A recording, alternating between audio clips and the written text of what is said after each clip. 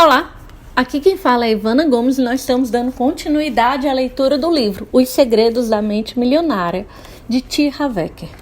Nós estamos dando continuidade à parte 1 e este é o texto número 6. A segunda influência. Exemplos. A segunda maneira como somos condicionados é chamada de exemplo. Como se comportavam seus pais ou responsáveis em questões de dinheiro quando você era criança? Eles cuidavam bem ou mal das finanças? Eram gastadores ou econômicos? Eram investidores perspicazes ou nunca investiam? Eram propensos a arriscar ou conservadores? Vocês tinham dinheiro sempre ou só esporadicamente? O dinheiro afluía com facilidade à sua família ou era suado?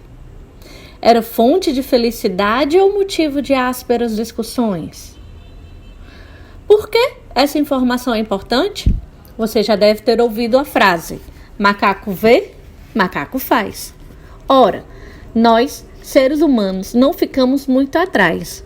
Quando crianças, aprendemos quase tudo a partir dos exemplos que nos dão.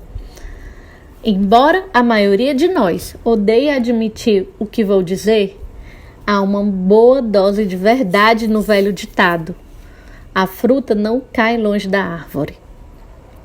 Isso me lembra a história da mulher que estava preparando o pernil para o jantar, cortando as duas pontas dessa peça de carne.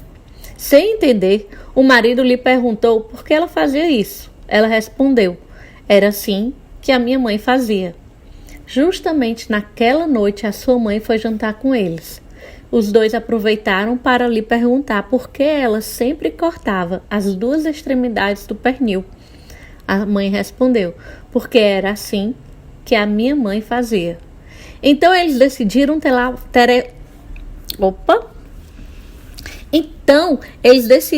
telefonar para a avó dela e saber por que ela cortava as pontas do pernil.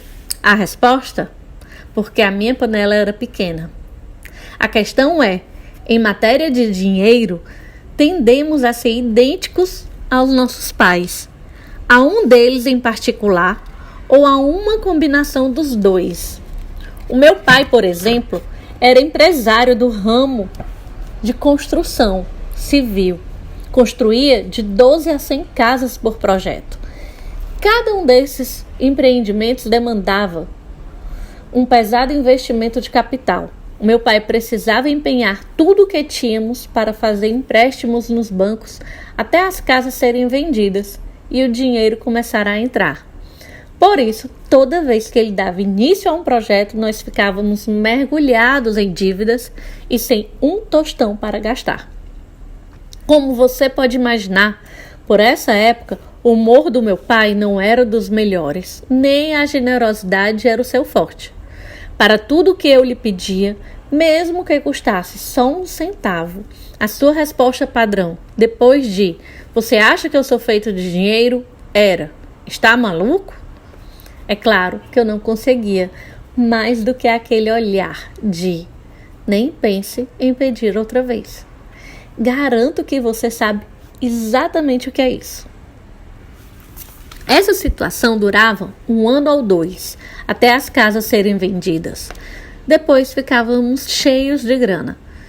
Da noite para o dia, o meu pai se transformava em outra pessoa. Ficava feliz, afável e extremamente generoso.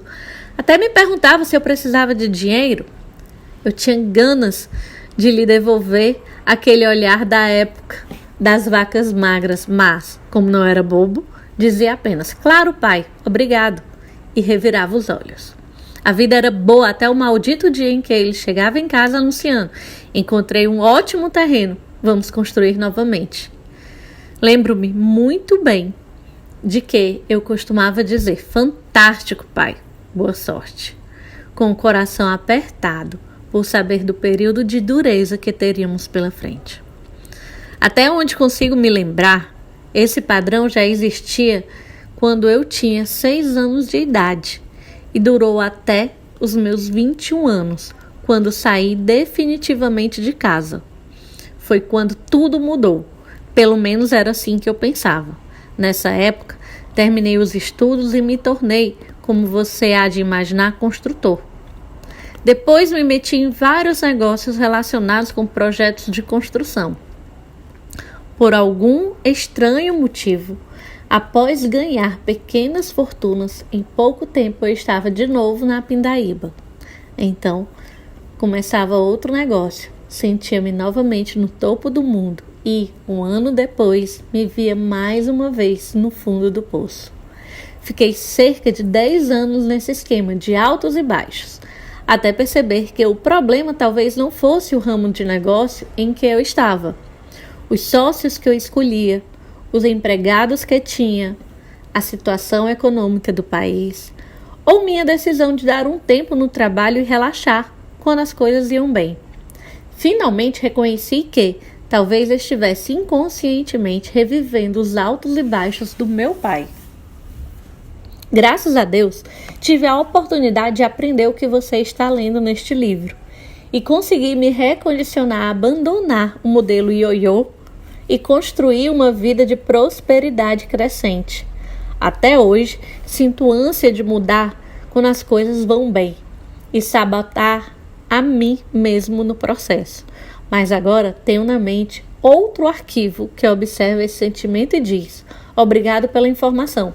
Pode retomar a concentração e voltar ao trabalho. O exemplo seguinte vem de um dos participantes dos seminários. Nunca vou me esquecer de um senhor que, em lágrimas, se aproximou de mim no final da apresentação, com a respiração ofegante e enxugando os olhos na manga da camisa. Olhei para ele e perguntei: qual é o problema, senhor? Ele respondeu: tenho 63 anos de idade, leio livros e frequento seminários desde que eles foram inventados. Já escutei todo tipo de palestrante e tentei tudo o que eles sugeriram: ações, imóveis, uma dúzia de negócios diferentes. Voltei à universidade e obtive o MBA, tenho 10 vezes mais conhecimento do que a média das pessoas e jamais alcancei o sucesso financeiro. Em todos esses anos, sempre comecei muito bem e acabei de mãos vazias e nunca soube por quê. Eu me achava um completo idiota até hoje, depois de ouvir o que você falou e processar as informações. Finalmente as coisas começaram a fazer sentido. Não há nada errado comigo. Simplesmente trago o modelo de dinheiro do meu pai gravado na mente. E esse tem sido o meu castigo. O meu pai perdeu tudo o que possuía no negócio mal sucedido. Todo dia ele saía de casa para procurar trabalho ou tentar vender alguma coisa e voltava sem nada. Ah, se eu tivesse aprendido sobre modelos e padrões de dinheiro há 40 anos. Quanta perda de tempo, todo esse aprendizado e conhecimento. E começou a chorar convulsivamente. Eu lhe disse: o seu conhecimento não é de forma nenhuma uma perda de tempo. Ele apenas ficou latente num canto do seu cérebro, à espera do momento oportuno para se manifestar. Agora que o senhor formulou um modelo de sucesso, tudo o que aprendeu ao longo da vida se tornará útil e fará com que seja bem-sucedido. A maioria de nós já sabe a verdade quando a escuta.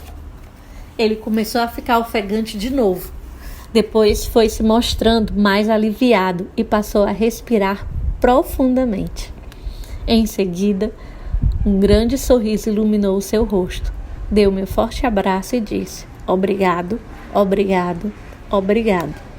Na última vez que tive notícias desse senhor, ele estava nas alturas, acumulara mais riqueza nos últimos 18 meses do que nos últimos 18 anos. Para mim, isso é o máximo. Repito, mesmo que você tenha todo o conhecimento e toda a qualificação do mundo, se o seu modelo não estiver programado para o sucesso, você estará condenado financeiramente. Nos seminários, recebo muitas pessoas cujos pais lutaram na Segunda Guerra Mundial ou sofreram uma grande perda financeira. Elas sempre se espantam ao perceber como as experiências dos pais influenciaram as suas crenças e os seus hábitos a respeito do dinheiro.